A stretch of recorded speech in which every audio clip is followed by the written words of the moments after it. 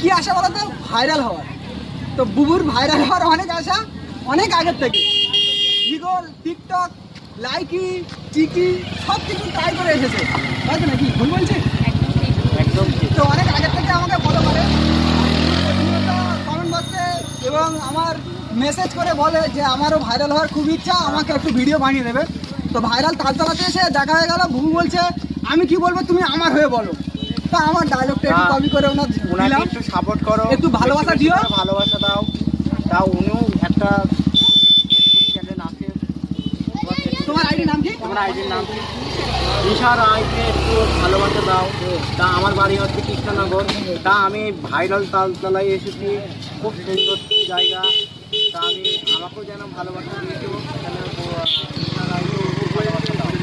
আমি বলবো তোমার সাথে হাত ধরে। তো গাইস, যেমন বুবুকে সাপোর্ট করবে তার সাথে সাথে বুবু ভিডিওটা আপলোড করার সময় এনার আইডিটা মেনশন করবে, ঠিক আছে? তো বুবুর ভিডিওতে গিয়ে এনাকে সবাই ফলো করে নিও। এখন আমার নিজের থেকে বেশি আমার মানে সাপোর্ট লাগবে এনার, কারণ আমি চাই যে ইনি একটা জায়গায় দাঁড়াক। ইনি একটা জায়গায় দাঁড়াক, এই জন্য উনি নিজে কাজ করে খেতে পারবে না, ওনার পরিস্থিতি খুবই খারাপ, উনি ভালো করে মানে হাঁটা চলা করতে পারে না। এই কারণে ওনাকে সাপোর্ট করা খুবই জরুরি। তার কারণ উনি যদি মানে চাইলে উনি কিন্তু ভিক করে খেতে পারতো, সেটা করেনি। না করে কি করছে, নিজের পায়ে দাঁড়ানোর চেষ্টা করছে। উনি অনেক কষ্ট করে একটা মোবাইল কিনেছে ভিডিও করার জন্য।